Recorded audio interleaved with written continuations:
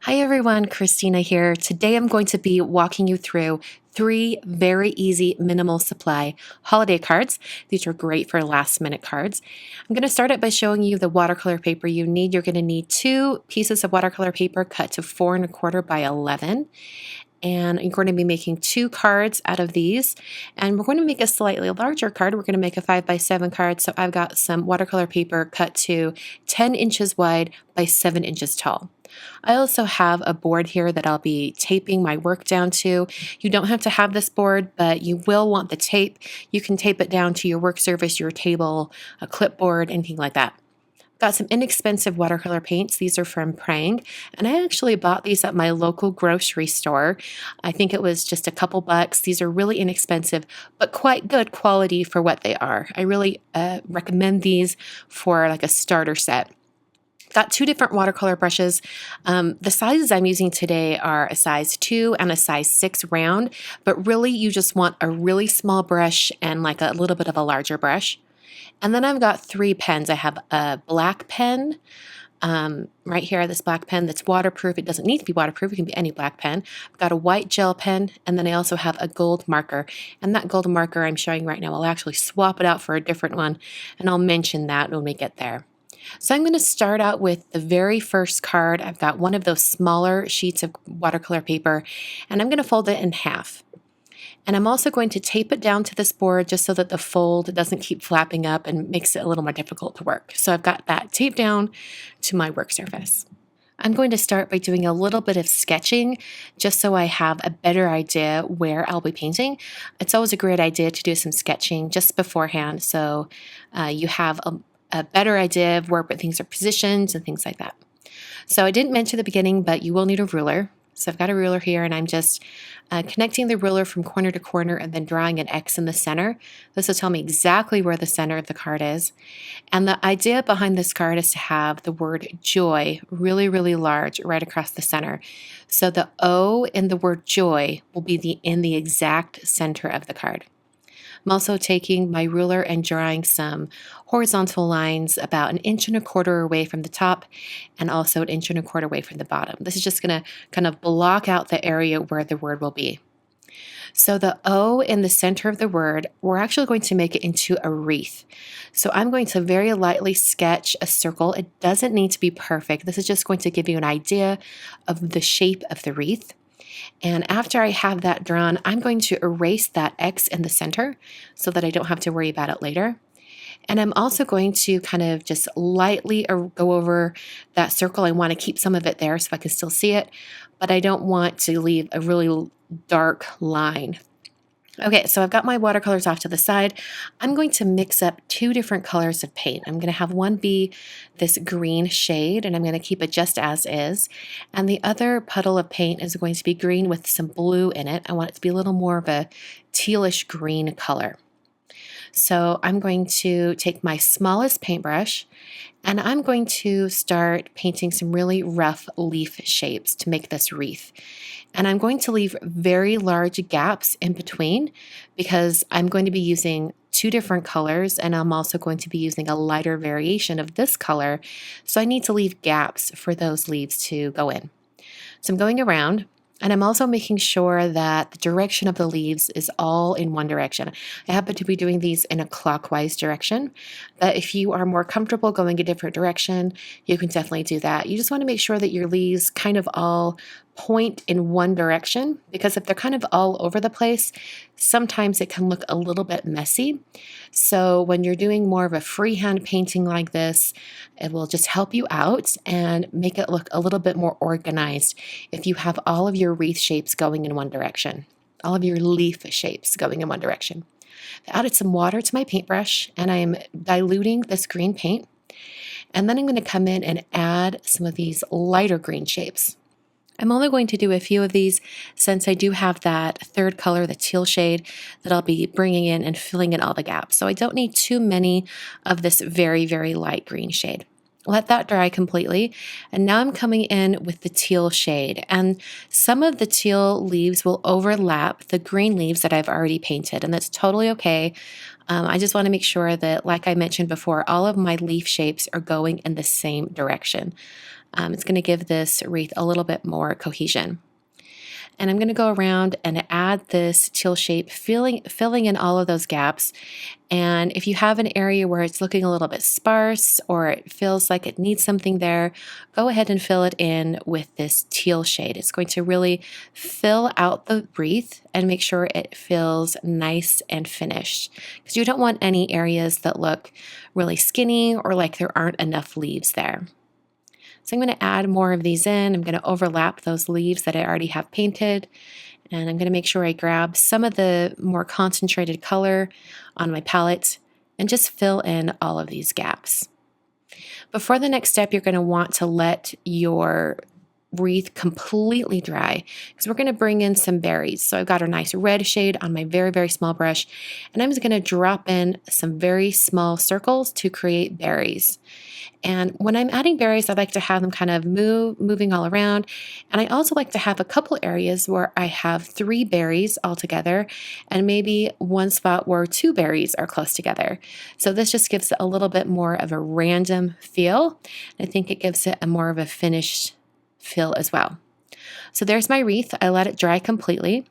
And now I'm penciling on the J and the letter Y to complete the word joy. So I am going to remove my watercolor piece from my board before I move on, and I will erase that horizontal line at the very top and also the very bottom. So like I said before, I did swap out my gold pens. I ended up with this Uniball Signo gold pen. My gold marker that I showed at the beginning of the video was dried out. I had had it for a long time, and it was time to put it out to pasture, so to speak. So I grabbed another gold pen that I had in my stash. Thankfully, I had another one. So I just went over the J and the Y, and then I used my ruler to add a very thin border around the outer edge. And after I drew the ruled lines on, I did go back over it just to thicken them up a little bit, so it looked about the same width as the J and the Y. And that finishes this very first card. Super simple and easy. If you wanted to make multiples of this card, you could do it in an assembly line fashion. I think that would be really, really great. So moving on to the second card, I've got that other piece of watercolor paper, the smaller piece. I'm going to fold that in half. And this time the card is going to be portrait. It's going to be tall. And I'm going to start by writing on the greeting first. That's because I want the greeting to be down in this bottom right corner, and then the painting I'm going to be adding later is going to go around it. I'm penciling on my greeting. It's going to say, "Let it snow," and I'm using a really, really tall, skinny letter design for the words, "Let it." And then for snow, I'm going to have it be a more cursive letter style. So I'm penciling it on. And after I have all of the words penciled on, I'm going to take my black pen and go right over those areas. I'm just going to fill it in and make sure I have a nice, crisp line for all of these words. I'm not going to erase a pencil yet. I'll wait for a little bit, but I am going to take my pencil and draw in some circle shapes. I'm varying the sizes of the circles. I want some big, medium, small.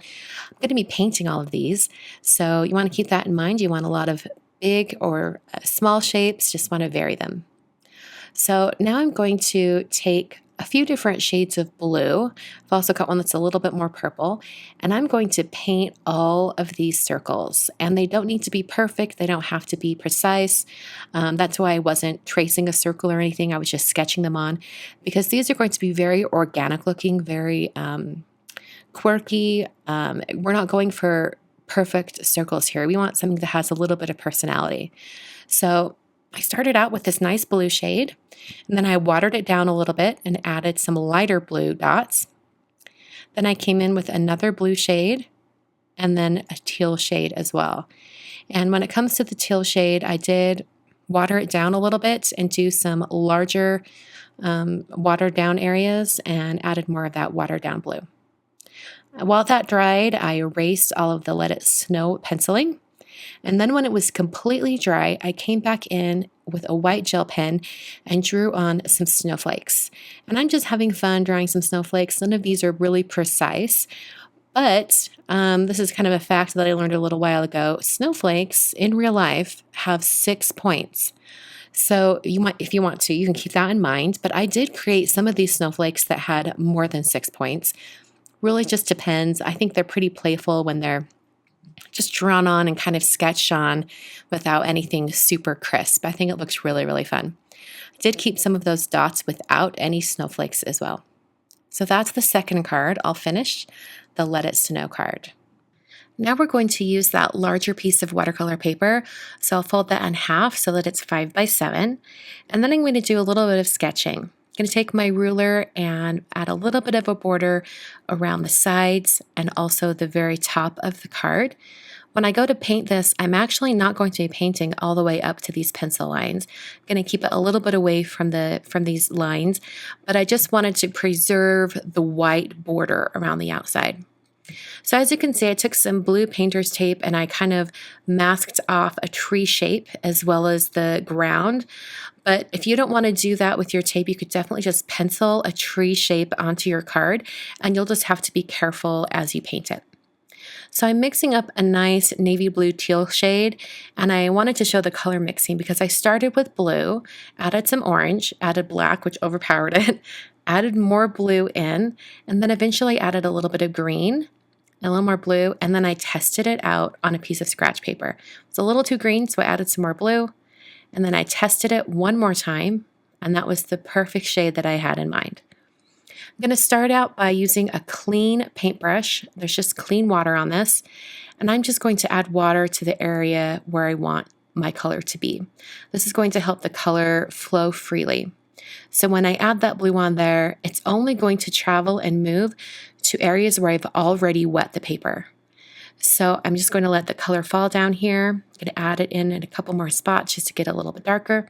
Then I let it dry completely and brought in a second layer of color. And this is going to give me some of those kind of more sharp, harsh lines, like a big watercolor background effect. After that was done, I peeled off my blue painter's tape, and I'm left with a white Christmas tree shape. I'm going to be adding a little bit of color to the very bottom that's going to finish off the bottom of the Christmas tree. And I did that by just diluting some black watercolor paint, so it was very, very pale. And then I painted in this very light gray. I'm going to give the bottom of the tree a little bit of a curved edge at the very bottom. And I'm just freehanding this, just connecting those 2 points, adding a little bit of that shading. So after that was completely dry, I came in with my pencil eraser and erased those lines that I added at the very beginning of this card. Now I'm going to take my pencil and pencil in the greeting. I'm going to have the main greeting, or the main word in the greeting, say peace. So I started by writing the letter A, which is the center letter of the word peace. And then I wrote the letters around it. That makes sure that that word is in the very center of the card. I then wrote wishing you right above that. I didn't pencil it in. I just kind of freeballed it and hoped for the best. But you could definitely use a pencil to write in wishing you before you go in with the gold pen or marker as well, if you feel more comfortable doing that. So I added the word peace. Then I added a star right above my tree. And this gold pen looks great on top of the darker blue background. I think it really, really shines. I also took the gold pen and added some very small dots onto the Christmas tree to sort of look like either lights or ornaments.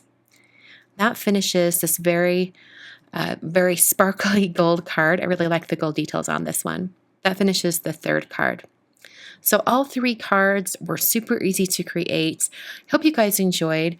I'll be back after Christmas, and we will get into some thank you cards for Christmas gifts and also for New Year's. Thank you so much for watching, and I will catch you guys in my next video.